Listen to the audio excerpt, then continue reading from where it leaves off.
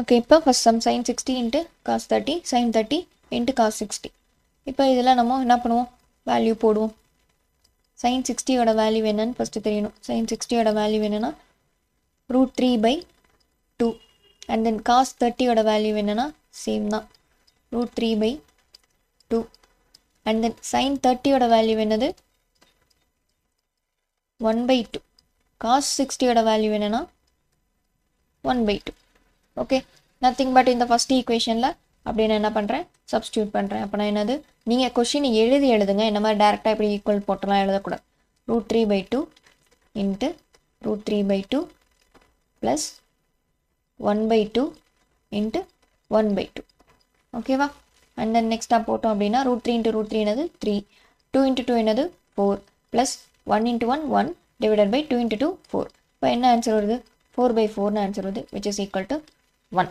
ஓகேவா? அப்போ இதோட ஆன்சர் என்னது 1 தான். ஓகே, அப்புறம் நெக்ஸ்ட் சம் போகலாமா? இது ஜஸ்ட்டு நமக்கு வேல்யூ தெரிஞ்சுன்னா ஈஸியாக என்ன பண்ணிடலாம், அப்ளை பண்ணிடலாம். இப்போ நெக்ஸ்ட் சம் tan 45யோட வேல்யூ என்னது 1. ஓகேங்களா? tan 45 value 1. இது வந்து அதிகமாக மேக்ஸிமம் tan 45ல நம்ம அதிகமாக என்ன பண்ணுவோம், ஒர்க் பண்ணுவோம் நிறையா சம்ஸில். ஓகேங்களா? நெக்ஸ்ட் அப்ளிகேஷன்ஸ்லேயுமே இந்த tan 45 அதிகமாக வரும். ஸோ ஞாபகம் வச்சுக்கோங்க, tan 45யோட வேல்யூ 1. இப்போ tan 45 tan ஸ்கொயர் 45யோட வேல்யூ என்னது சேமாக தான் இருக்க போகுது. 1 ஸ்கொயர் இஸ் நத்திங் பட் 1 தான், அதுவும் சேம் தான். இப்போ cos 30யோட வேல்யூ என்னது √3/2. sin 60யோட வேல்யூ √3/2. அப்போ இதோடைய ஸ்கொயர்ஸ் என்னவாக இருக்கும், cos ஸ்கொயர் 30 3/4 இருக்கும். ஓகேங்களா? ஸ்கொயர் போட்டோம்னா √2 கேன்சல் ஆயிரும், √2 ஸ்கொயர்டும் கேன்சல் ஆயிரும்.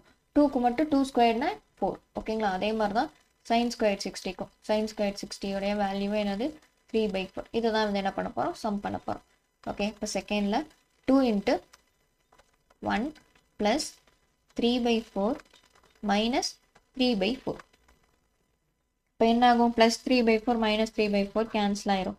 2 இன்ட்டு 1 இஸ் நத்திங் பட் 2. அப்போ இதோட வேல்யூ என்னது 2. கடைசியாக இந்த கொஷின் எழுதி ஈக்குவல் டு 2. கடைசியாக இங்கே அதே மாதிரி ஃபஸ்ட் சம்லேயுமே இந்த கொஷின் எழுதி ஈக்குவல் டு 1 அப்படின்னு போகணும். ஓகேவா? Then next sum cos 45 degree divided by secant 30 degree plus cosecant 30 degree. cos 45யோட வேல்யூ என்னது 1/√2.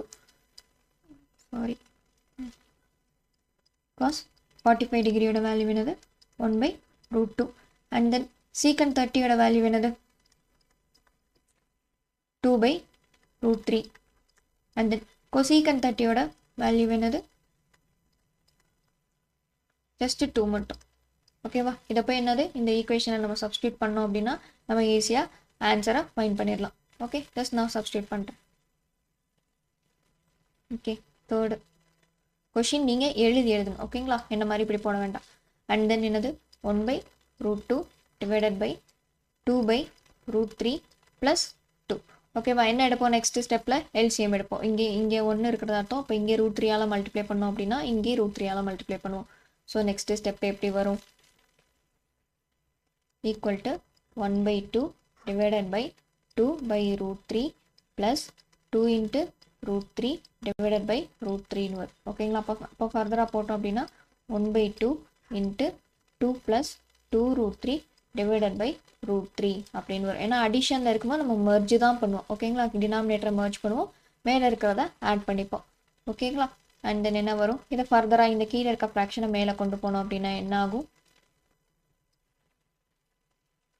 1/√2 வெறும் 2 போட்டு வரும். சாரி, 1/√2. ஏன்னா cos 45யோட வேல்யூ என்னது 1/√2. ஓகேங்களா? தென் 1/√2 கீழே இருக்க ஃப்ராக்ஷனை நம்ம மேலே கொண்டு போகும்போது அது ரெசிப்ரோக்கலில் போகும். ஸோ √3 டிவைடட் பை 2 ப்ளஸ் 2√3 அப்படின்னு வரும். இப்போ இதுதான் என்னது ஃபைனலாக நமக்கு கிடைச்ச இந்த சம்க்கான ஆன்சர். இதை ஃபைனலாக இப்படியே விட்டாலும் ஓகே. சில ஸ்கூல்ஸில் எப்படி பண்ணியிருக்காங்க அப்படின்னா கான்ஜுகேட் எடுத்து அதை மல்டிப்ளை பண்ணி அப்படிலாம் பண்ணியிருக்காங்க. ஒருவேளை அப்படி பண்ணணும் அப்படின்னாலுமே பண்ணலாம். ஓகேங்களா? ஓகே, மேலே அப்போ என்ன வரும், √3 divided by 2 into √2 into 2 plus 2 into 3ன்னு வரும். இப்போ என்ன பண்ணுறேன், இந்த √2வை நான் உள்ளே மல்டிப்ளை பண்ணிக்கிறேன். ஓகே, அப்போ போட்டோம் அப்படின்னா √3 divided by 2 √2 plus 2 into root 3 into root 2 எப்படி எழுதிக்கலாம்? ரூட் 2குள்ளே இருக்கிறத சேமாக எழுதிக்கலாம். அப்போ ரூட் 2 இன்ட்டு ரூட் 3 இன்ட்டு 2ன்னு எழுதிக்கலாம் ஈக்குவல் டு 2 ரூட் 6ன்னு எழுதிக்கலாம். இது அப்போ இந்த டேர்மை நான் எப்படி எழுதுகிறேன்? 2 இன்ட்டு ரூட் 6ன்னு எழுதிக்கிறேன். இந்த ரூட் 2வை இந்த டேர்மோட மல்டிப்ளை பண்ணால் இந்த மாதிரி ஸ்டெப்பு வரும். இந்த ஸ்டெப்பை தான் நான் டேரெக்டாக எழுதியிருக்கேன். இதுக்கப்புறம் என்ன பண்ணுவோம்னா கான்ஜுகேட் மல்டிப்ளிகேஷன்னு சொல்லி நம்ம படிச்சிருப்போம். ஒரு 8th ஸ்டாண்டர்ட் ஆர்எல்ஸ் 9th ஸ்டாண்டர்டில் படிச்சிருப்போம். அதாவது என்னென்னா இப்படி இர்ரேஷ்னல் நம்பரில் இருக்குது அப்படின்னா இதை நம்ம இர்ரேஷ்னல் நம்பரை கேன்சல் அவுட் பண்ணுறதுக்கு இதோடைய கான்ஜுகேட், அதாவது என்ன இதோடைய மைனஸ், அப்போ ப்ளஸில் இருக்குன்னா நம்ம மைனஸில் மாற்றி எழுதிப்போம். ஓகேங்களா? மைனஸில் மாற்றி எழுதி மேலே கீழே என்ன பண்ணுவோம்? மல்டிப்ளை பண்ணுவோம். ஓகேங்களா? நியூமரேட்டரை டினாமினேட்டரை. இப்போ நெக்ஸ்ட் ஸ்டெப்பாக தான் கான்ஜுகேட் மல்டிப்ளிகேஷன் சைடில் வேணால் கூட எழுதிக்கோங்க. ஏன் இப்படி பண்ணியிருக்கோம் அப்படின்றது தெரிலனா. ஓகேங்களா? 2 root 2 plus 2 root 6 into 2 root 2 minus 2 root 6 divided by 2 root 2 minus 2 root 6. ஓகேவா? இதை நான் ஃபர்தராக இப்போ பண்ணிக்கிறேன். ஓகேங்களா? அப்போது 3 into root 3 into ப்ராக்கெட்டில் 2 root 2 minus 2 root 6 இப்படின்னு வரும். ஓகேவா? அண்ட் தென் இதை நான் ஃபர்தராக பண்ணேன் அப்படின்னா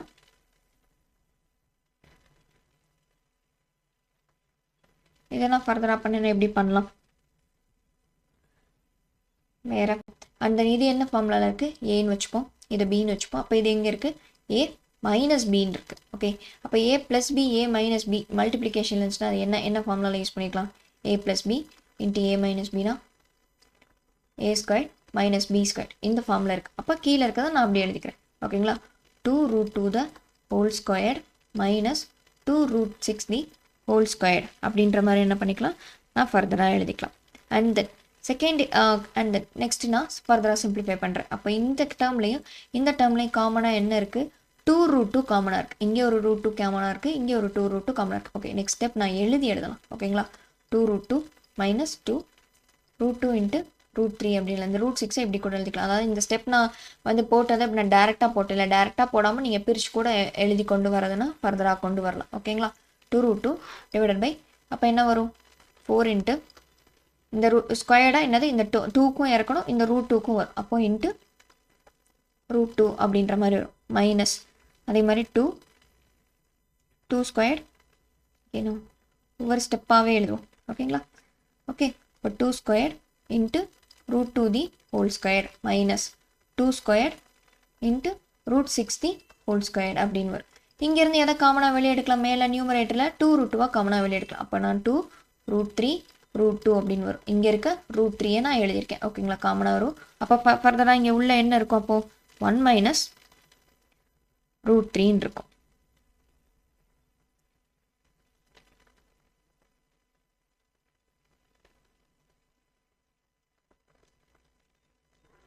ஓகே, 1 மைனஸ் root 3ன்னு இருக்கும். கீழே அப்போ போட்டோம் அப்படின்னா 4 இன்ட்டு 2 மைனஸ் 4 இன்ட்டு 6 அப்படின்னு இருக்கும். ஓகே, போடுறேன். அப்போ என்ன வரும்? 2 root 6 into minus 1 root 3 divided by 8 minus 24ன்னு வரும். ஃபர்தராக சிம்பிளிஃபை பண்ணோம் அப்படின்னா ஓகே, இந்த 2 root x'ாக உள்ள மல்டிப்ளை பண்ணிக்கிறேன். 2 into root 6 minus 2 into root 6 into root 3 divided by okay then divided by 8 minus 24 என்னது? nothing but minus 16 வரும். ஓகேங்களா? minus 16 வரும். and then further ஓகே, இதில் root 6 மட்டும் நம்ம எடுத்து எழுதிப்போம். இதில் வந்து root 6 ஏன்னா 2 இங்கே காமனாக இருக்குது. 2 இந்த 2வை காமனாக வெளியே எடுத்தோம் அப்படின்னா அந்த 6ஆல் கேன்சலாம். ஸோ இந்த டேர்மில் root 6 மட்டும் நம்ம உள்ள மல்டிப்ளை பண்ணிக்கலாம். ஓகேங்களா?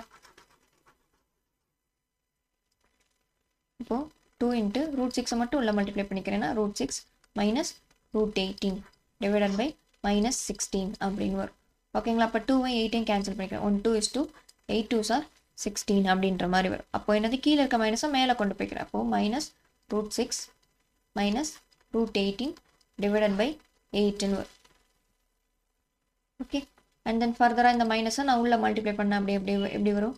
Minus root 6 plus root 18 divided by 18. இதை ஃபர்தராக நம்ம எழுதிக்கலாம் அப்படின்னா root 18 minus root 6 divided by 18 எழுதிக்கலாம்.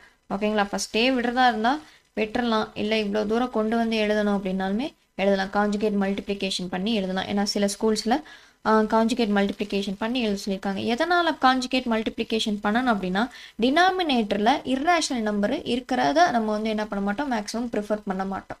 ஸோ அதனால ஓகேங்களா, அதனால இந்த டினாமினேட்டரில் இருக்க இந்த இர்ரேஷனல் டேர்ம்ஸ், இந்த √2 இந்த √6 இந்த டேர்ம்ஸை மாற்றணுன்றக்காக தான் இந்த காஞ்சுகேட் மல்டிப்ளிகேஷன் பண்ணி நம்ம கொண்டு வரது. ஓகே ஓகே, இவ்வளோதான் இந்த சம். ஓகேங்களா, அப்போ என்ன ஞாபகம் இருக்கணும், இதோடய நிறுத்திடுறாமல் டினாமினேட்டரில் √2 √6 இருக்கா, அப்போ இதை காஞ்சுகேட் மல்டிப்ளிகேஷன் பண்ணலாம் அப்படின்னு சொல்லிட்டு காஞ்சுகேட் மல்டிப்ளிகேஷன் பண்ணி நம்ம கொண்டு வரணும். காஞ்சுகேட் மல்டிப்ளிகேஷன் பண்ணுறது பிரச்சனை இல்லை, பட் அதில் என்ன பண்ணணும் அப்படின்னா ஸ்கொயர்டு, அந்த ரூட்டோடைய டேர்மு, மைனஸு இதெல்லாமே கரெக்டாக கொண்டு போகணும். அதே மாதிரி ரூட்டை உள்ளே மல்டிப்ளை பண்ணும்போது ரூட்டில் இருக்கிற நம்பரை ஒரு ரேஷனல் நம்பர் நம்ம ரூட்டுக்குள்ளே மல்டிப்ளை பண்ணும்போது, ப்ராக்கெட்குள்ளே மல்டிப்ளை பண்ணும்போது எல்லா என்டிட்டி கூடயும் நம்ம மல்டிப்ளை பண்ணுறோமா, மைனஸ் கூட கரெக்டாக மல்டிப்ளை பண்ணுறோமா, ரூட்டையும் கரெக்டாக கேன்சல் பண்ணுறோமா, கரெக்டாக ஸ்கொயர் பண்ணுறோமா அப்படின்னு இத்தனையும் நம்ம என்ன பண்ணணும், நோட் பண்ணிட்டு தான் நம்ம ஃபர்தராக ப்ரொசீட் பண்ணணும். ஓகே.